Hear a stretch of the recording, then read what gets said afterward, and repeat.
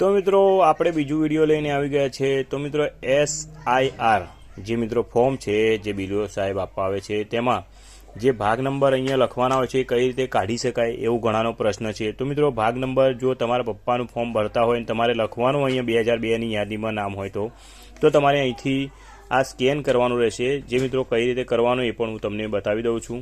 તો મિત્રો અહીંયા તમે જોઈ શકો છો કે અહીંયા ભાગ નંબર માંગે છે એ તમારે અહીંયાથી આ સ્કેન કરશો।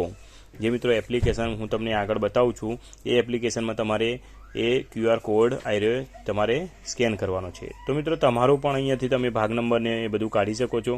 તો મિત્રો અહીંયા તમારા જે માતા પિતાનું 2002માં નામ હોય છે તેમનો ભાગ નંબર તમે કઈ રીતે કાઢી શકો છો। જેમ કે મિત્રો તમારું 2002ની યાદીમાં નામ તો નથી પણ તમારી ડિટેલ તો અહીંયા આવી જશે અને તમારી વાઈફ યા તો માતા પિતાનું નામ એમની ડિટેલ અહીંયા આવી જશે, પરંતુ એમના જે ભાગ નંબર અહીંયા લખવાના હોય છે આ બે જગ્યાએ એ તમે કઈ રીતે કાઢી શકો છો। તો મિત્રો એમનું જે ફોર્મ હોય છે તમારા માતા પિતાનું એમનો ભાગ નંબર તમે આ QR કોડ હોય છે તેમાંથી તમે સ્કેન કરીને કાઢી શકો છો। તો ચાલો મિત્રો એ QR કોડ કઈ રીતે તમે અહીંયા સ્કેન કરી શકો છો તો મિત્રો એ પણ હું તમને બતાવી દઉં। તો મિત્રો આ QR કોડ તમારે સ્કેન કરવાનું રહેશે। જે મિત્રો આ એપ્લિકેશન છે તો મિત્રો આ છે વોટર હેલ્પલાઇન એપ્લિકેશન, એને ડાઉનલોડ કરીને તમારે આ રીતે ડેશબોર્ડ ઉપર ખુલી જાય પછી અહીંયા તમારે ક્લિક કરવાનું રહેશે। ક્લિક કરશો એટલે અહીંયા આ રીતે ઓપ્શન ખુલશે જેની ઉપર અહીંયા બારકોડ ઉપર તમારે જવાનું રહેશે। બારકોડ ઉપર જશો એટલે સ્કેન બારકોડ લખેલું છે તેની ઉપર ક્લિક કરવાનું રહેશે। ક્લિક કરશો, સ્કેન કરશો એટલે આ રીતે ડિટેલ ખુલી જશે। પછી મિત્રો તમારે આમાંથી ભાગ નંબર બધું જોઈને તમારે અંદર લખવાનું રહેશે।